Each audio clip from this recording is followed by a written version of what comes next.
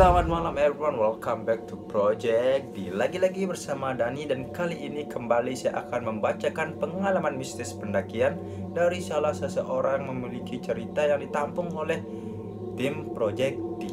Semoga kalian yang menonton video ini sampai habis dan memencet tombol subscribe untuk Project D dilancarkan rezeki segala urusan dan jodohnya. Amin. Sekilas info buat kalian yang baru mengikuti Project D, bahwa Project D juga menghadirkan banyak sekali narasumber yang menceritakan pengalaman mistis mereka langsung di channel kami untuk kalian, yang kontennya itu kami tuangkan dalam eksklusif series. Oke, jangan berlama-lama, tapi saya ingatkan dulu, jangan lupa pakai masker agar tidak ditilang. Dan buat kalian yang masih memakai tethering bapaknya, ibunya, atau bahkan temennya, silahkan mengatur resolusi YouTube kalian menjadi 144 pixel. Oke, kali ini pengalaman mistis dari saudari, ini saudara atau saudari ya? Ya, kita singkat saja Saudari DR, dengan cerita yang berjudul Teguran dan Amanat dari Pangeran dan Dewi Penguasa Alun-Alun Surya Kencana. Melihat dari judulnya ini, Surya Kencana, yang kalau saya nggak salah ada di Gunung Gede. Jadi ini tentang pendakian di Gunung Gede, teman-teman. Seperti apa ceritanya? Kalian penasaran? Begitupun saya belum juga membaca ceritanya. Jadi langsung saja kita masuk ke Dark Book.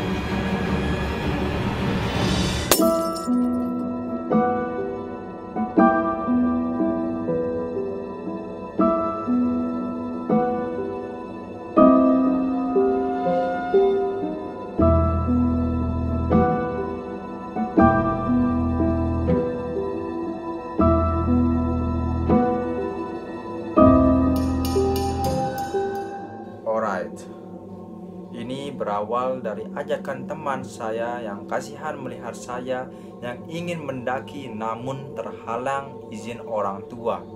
Hari ini Sabtu tanggal 22 Desember 2018. Saya berhasil mendapatkan izin orang tua untuk mendaki berkat bantuan dari si Alfandi. Sempat ada ragu di hati untuk mendaki karena kondisi badan juga yang begitu lelah. Tapi dengan keyakinan hati selepas maghrib, saya meyakinkan hati saya kembali untuk ikut mendaki di Gunung Gede ini. Sekiranya habis maghrib, saya dijemput teman saya untuk menuju Tambun, tempat di mana semua anggota tim itu berkumpul dan melakukan packing ulang. Ada sekitar 13 orangan yang ikut dalam pendakian kali ini. Waktu di Indonesia itu sudah terbiasa dengan waktu karet. Yang tadinya rencana berangkat selepas Isya, ini jam 10 baru berangkat. Bahkan belum lagi acara tunggu menunggu para personil yang lainnya. Singkat cerita, pukul 2 dini hari kami telah tiba di base camp Gunung Gede. Kami langsung tidur mengistirahatkan diri untuk persiapan mendaki besok pagi. Jujur di sini saya tidak bisa tidur. Entah karena rasanya yang sangat gelisah, ditambah lagi banyolan para lelaki yang tak jarang membuat saya ketawa. Oke, belum ada seremnya. Pukul 9 pagi. Sehabis foto-foto, sarapan, dan doa bersama, kami memutuskan untuk memulai ekspedisi ini dengan ketua Bang Akbar dan sweeper Bang Asmar. Posisi saat ini kami masih berada di perkebunan warga. Hawanya pun sudah mulai dingin dan menusuk, ditambah lagi kabut yang begitu tebal. Jalan sudah mulai memasuki hutan. Kami beristirahat sejenak, baru beberapa meter jalan kaki sudah mulai kelelahan. Ekspedisi dilanjut dan kami tibalah di depan gerbang masuk TNGGP. Kami berdoa bersama menurut kepercayaan masing-masing. Jalan yang cukup terjal dan licin mulai membuat kami kepayahan. Dan inilah terjadi saling tinggal meninggal, di mana kelompok yang depan itu yang berjumlah 8 orang jalan dengan semangat 45 yang membara, teman-teman. Meninggalkan 5 anggota dan 1 sweeper yang mulai kembang kempis nafasnya. Untuk menjangkau pos 3 rasanya sangat-sangat berat sehingga memutuskan untuk istirahat cukup lama dan tidur. Entah mengapa saya merasakan seperti ada bisikan untuk saya meneruskan jalan sendirian. Namun saya abaikan mengingat kaki yang sudah mulai bergetar, ditambah beberapa di antara kami pun sudah tidak fit. Mungkin sekitar 30 menitan beristirahat, salah satu anggota yang berada di depan menyusul kami ke bawah. Raut muka doi itu sudah berubah, nggak tahu mungkin capek atau kenapa. Salahnya kami di sini adalah ketika waktu zuhur tiba, saat azan zuhur tiba, kami tidak langsung menjalankan sholat zuhur dan makan siang. Tapi yang kami lakukan malah melanjutkan ekspedisi dengan keyakinan sholat di pos 3. Sesampainya di pos 3, kabut pun semakin tebal.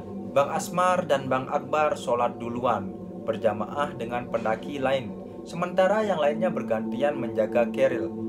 Setelah mereka selesai sholat, berlanjutlah saya dan Mbak Dian. Saat sedang sholat, hujan pun turun.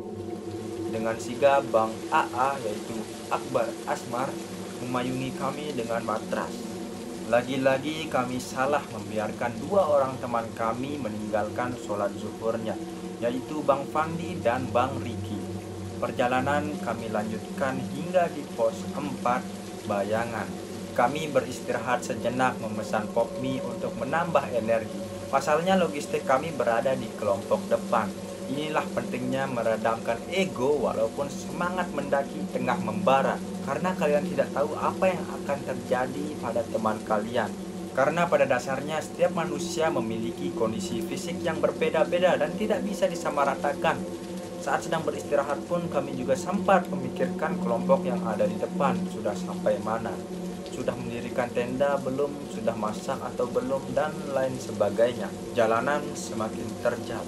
Tanjakan demi tanjakan dilalui sambil beristighfar karena kaget melihat tanjakan terjal ditambah nafas yang sudah mulai engap. Dan disinilah juga terjadi tinggal meninggalkan anggota. Bang Akbar dan Bang Riki berjalan mendahului saya dan 3 teman lainnya. Dengan alasan itu mereka takut tidak ada yang bisa mendirikan tenda. Sisalah kami berempat. Saya sendiri berjalan di depan yang lain dan duk. Kepala saya terbentur dengan batang pohon yang cukup besar. Kepala saya langsung berkunang-kunang dan saya melihat ada yang menertawai saya.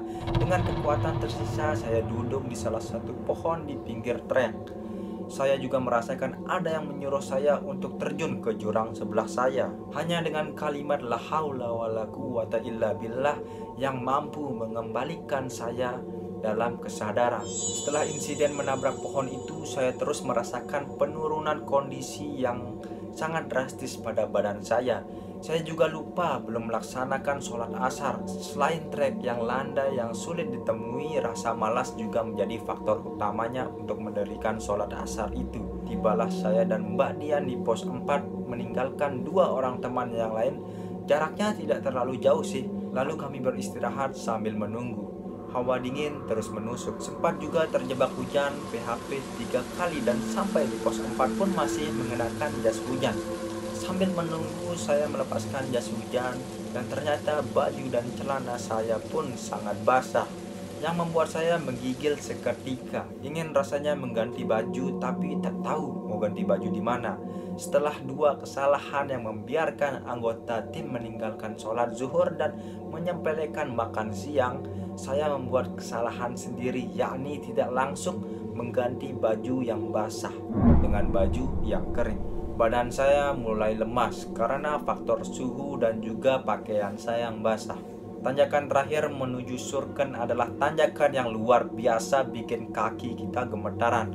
Tapi ya alhamdulillah masih bisa terlewati. Tapi juga kepala saya di sini masih berkunang-kunang. Hingga akhirnya Bang Asmar menegur saya untuk beristirahat karena wajah saya dilihat yang semakin pucat. Saya menolak. Dan ketika bertemu jalan yang mulai landa, saya melihat wanita yang terserang hipo dan sedang haid. Itulah yang menjadikan saya wanti-wanti agar tidak seperti itu juga. Namun lain dikata, setibanya di Surken, pandangan saya menjadi buram. Angin di sana pun cukup kencang, ditambah kabut yang sangat tebal. Di sini ego saya muncul, teman-teman. Saya tidak peduli dengan anggota tim yang lain. Saya masuk ke dalam tenda dan tertidur dengan baju yang masih basah. Waktu maghrib pun tiba. Saya pun terbangun karena sesuai instruksi camp kami harus pindah dekat dengan mata air. Entah mengapa saya seperti melayang dan pikiran saya kosong. Jarak dari gerbang Surken hingga tempat camp cukup jauh. Tanpa adanya headlamp, saya dengan 3 teman saya yang wanita yang lainnya berjalan mencari lokasi baru tenda didirikan. Angin semakin kencang, kabut semakin tebal, dan langit semakin gelap. Salah satu teman saya itu berteriak-teriak memanggil Bang Akbar. 5 kesalahanlah dibuat di sini.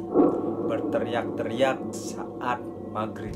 Alhamdulillah kami bertemu dengan beberapa pendaki lelaki lainnya. Dengan 2 headlamp dan 1 flash HP, kami berjalan mencari lokasi tenda baru. Dengan terus berteriak-teriak dan sumpah serapah karena Bang Akbar tidak menjawab panggilan kami. Di tengah perjalanan, salah satu teman wanita kami ingin buang air kecil. Kami menunggu dan dengan isengnya teman kami ini memainkan headlampnya itu ke arah Gunung Pangrango. Dan tiba-tiba saja ia berteriak sontak, histeris karena kesalahan ke-6 ini. Saya langsung bertanya kenapa dan langsung melihat teman saya yang lain yang sudah mulai melamun. Segera saya kagetkan dan saya ajak bicara mereka. Syukurlah masih bisa merespon. Di sini ada miskomunikasi teman-teman antara Bang Akbar dan anggota lain yang pada lupa atas perintah Bang Akbar, yaitu jangan jalan maghrib ataupun menyusul. Pada dasarnya Bang Akbar sudah bilang akan menjemput kita. Tapi entah kenapa kami tiba-tiba memutuskan jalan saat itu juga. Masih dengan teriak-teriak saya mulai merasakan sesak nafas.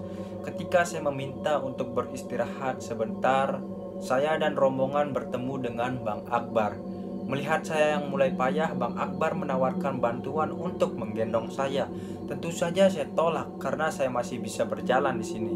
Semakin berjalan, badan saya pun mulai kehilangan keseimbangan. Tepat di depan tenda, saya pun langsung roboh ke depan teman lelaki saya. Mereka panik langsung membawa saya masuk ke dalam tenda. Saya masih bisa mendengar omongan mereka, namun seketika lupa. Kemudian saya sadar seketika pada saat saya mengingat adik laki-laki saya dan papa saya. Ketika itu Bang Akbar langsung memberikan pertolongan pertama kepada saya yang hypo dan saya diberikan inhaler karena saat itu nafas saya yang tersesak-sesak. Alhamdulillah bisa segar lagi. Tapi di sini saya masih merasakan ada yang beda dari tubuh saya. Masih begitu berat dan masih melayang. Setelah yakin sepenuhnya sadar, saya langsung ganti celana dan baju. Mungkin sekitar 4 lapis baju, entah mengapa juga saya merasa ngantuk sekali. Saya langsung meminta teman saya untuk memakaikan saya sleeping bag dan kemudian saya tertidur. Dan kembali saya tidak sadarkan diri. Saya bisa mendengar teman saya yang menangis memanggil nama saya, lalu diikuti beberapa teman yang lain langsung mengangkat saya. Saya bisa melihat diri saya sendiri sedang dipangku oleh Bang Asmar dan dikelilingi teman-teman yang lain. Bang Asmar meminta saya untuk bekerja sama dan melantunkan surat Yasin. Langsung saja sontak saya membuka mata dan seketika itu saya menggigil hebat. Entah kenapa sulit berbicara, sulit menelan dan sulit melihat. Kalimat zikir terus saya lontarkan. Setelah kembali sadar, saya ingat bahwa saya belum makan apa-apa selain pop mie dan sarapan tadi pagi. Sementara ini sudah pukul 9 malam. Dengan telaten, Mbak Dian menyuapi saya untuk terus makan. Ditambah Bang Fandi yang terus menemani sembari menghangatkan saya. Tapi, saya pikir ini terlalu merepotkan. Saya sempat menangis betapa merepotkannya saya dan betapa baiknya anggota-anggota ini. Padahal kami semua belum saling mengenal. Tapi sudah seperti rasanya keluarga lama. Selepas makan, saya kembali mengantuk dan tertidur kembali. Tentu saja kali ini tidur saya diawasi oleh kawan yang lain. Ya, pukul 12 malam saya kembali dibangunkan hanya memastikan saya tidak hypo lagi. Di tengah tidur saya seperti mendapatkan surat yang bahwasannya saya dan kawan lainnya di jalan itu tidak boleh melanjutkan pendakian hingga puncak. Setelah mendapatkan surat itu saya terbangun. Ada rasa bingung atas pesan itu. Sempat Bang Asmar bertanya, "Ada apaan?" Saya langsung menggelengkan kepala. Kemudian saya kembali tidur dan kali ini saya sudah berada di puncak Gunung Gede. lebih tepatnya di pinggir kawah. Indah, sangat indah, ditambah lagi langit yang cerah. Saya begitu terpana melihat keindahan puncak ini. Namun saat sedang menikmati kawah puncak ini, saya melihat beberapa teman saya juga pendaki lainnya tertidur di tengah kawah dengan SB yang berwarna-warni, ditambah atribut hiking mereka. Saya kaget, langsung terbangun dari tidur. Lagi-lagi Bang Asmar bertanya, "Ada apaan?" Kemudian saya berkata, "Kita tidak boleh naik sampai puncak." Bang Asmar hanya mengangguk. Saya kembali tertidur dan sekarang saya sudah berada di telaga yang tidak kalah indah. Saya juga melihat teman-teman saya dan pendaki lain tertidur di tengah telaga itu. Ya Tuhan, ini ada apa sih? Kenapa mereka tidur di tengah telaga? Saya kembali bangun, jantung saya sangat sakit untuk bernafas. Tapi saya bertekad untuk menyampaikan apa yang saya lihat. Setelah susah payah menyampaikannya, sakit itu hilang. Saya kembali tertidur dan terbangun mendengar suara gong yang sangat besar. Entah kenapa dengan spontan saya bisa berkata, itu adalah salam untuk kami. Bang Asmar kemudian menuntun saya berdoa, berzikir, kemudian saya kembali pingsan. Namun kali ini saya diajak ke belakang tenda oleh seseorang perempuan cantik. Tutur bahasanya sangat lembut. Dia meminta maaf karena membuat saya hypo 2 kali.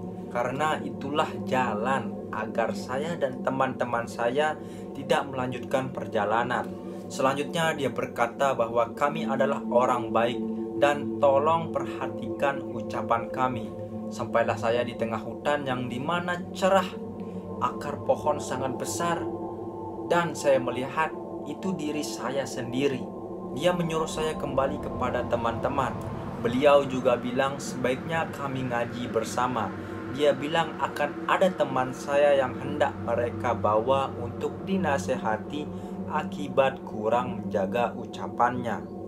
Saya kembali menyusuri hutan itu dan ketika mendekati tenda, saya dipanggil oleh manusia purba yang berjalan ke arah saya.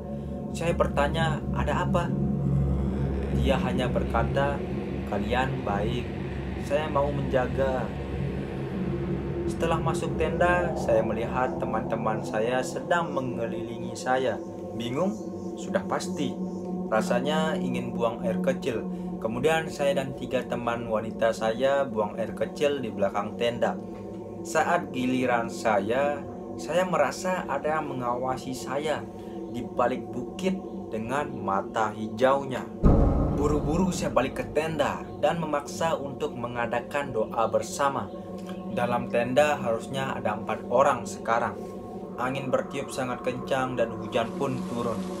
Saya mendengar ada suara yang sangat-sangat riuh dan suara orang berbicara di luar dan suara delman. Tetapi bukan hanya saya saja yang mendengar, tapi yang lain juga. Suasana di dalam tenda semakin tegang dan hening. Tiba-tiba teman saya menjerit.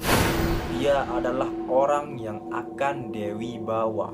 Dia berteriak, merasa ada yang melototin. Setahu saya nggak ada yang melototin. Tapi dia teman saya malah menangis, memohon ampun, dan tiba-tiba saya ditodong oleh tombak prajurit. Saya pun langsung kaget. Saya mendorong Bang Asmar agar saya tidak terkena tombak itu. Kekuatan dari mana saya juga nggak tahu. Saya langsung mengambil tangan Bang Asmar, mengucap istighfar dan ayat kursi. Saya berkata, "Ada apa? Kenapa mengepung tenda kami sebanyak ini?" Tapi mereka hanya diam, tetap memberikan tatapan tajam ke tenda itu. Ya Allah, apa yang salah? Saya berteriak memohon maaf pada mereka, menyampaikan tujuan kami yang kami hanya ingin melakukan pendakian, menikmati keindahan alam yang Tuhan ciptakan. Lagi-lagi saya bertemu perempuan cantik dan laki-laki gagah. Dia bilang ada beberapa niat kami yang salah. Ditambah kami sering meninggalkan waktu sholat. Ujian keimanan kami benar-benar diuji di sini. Mereka melarang keras kami mendaki hingga ke puncak gunung dan mendekati telaga. Tapi saya harus menyampaikan pesan ini bahwasannya persediaan air kami menipis. Mau tidak mau kami harus melanjutkan perjalanan mengambil dari mata air. Negosiasi yang panjang dan alhamdulillah diizinkan. Saya kembali ke dunia saya. Saya masih melihat teman saya yang menangis. Saya bingung. Mereka sudah memaafkan, tapi kenapa teman saya ini masih menangis? Saya membantu dia menyampaikan permohonan maafnya secara langsung. Sebelumnya saya merasa diinjak oleh kuda karena ingin membantunya. Setelah minta maaf dengan keikhlasan hati, kami menunggu badai reda. Dan alhamdulillah mereka pergi dengan sapuan angin terakhir dan angin badai pun berhenti. Dan alhamdulillahnya kami di tenda bersebelas dan teman kami 2 orang di tenda depan selamat semua. Dalam perjalanan kali ini sekiranya ada pesan-pesan yang bisa diambil dari amanat pangeran dan sang dewi, yakni pertama, membiarkan anggota lain tidak sholat. Kedua, menyepelekan makan siang. Ketiga, menyepelekan baju basah. Yang keempat, ego karena merasa paling bisa. Yang kelima, berteriak saat maghrib. Keenam, memainkan senter ke arah hutan dan bukit. Dan yang ketujuh, bertutur kata dan bertingkah kurang sopan. Yang kedelapan, membiarkan orang hypo tertidur. Yang kesembilan, memiliki niat untuk pamer. Dan yang terakhir ke-10, melakukan semuanya tanpa ada ikhlas.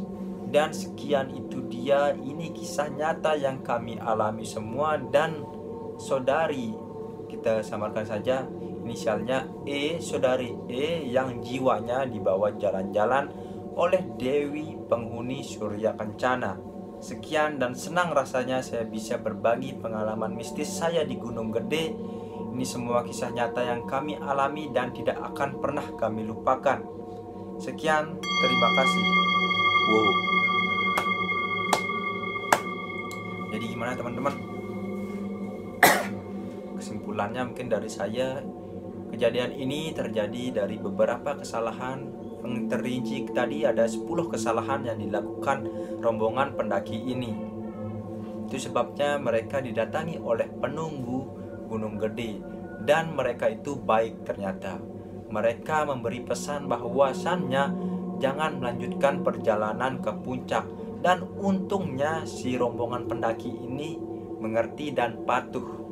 Kita tidak tahu apa yang akan terjadi jika mereka memutuskan untuk terus melanjutkan perjalanannya ke puncak. Mungkin akan terjadi hal-hal yang sangat tidak diinginkan.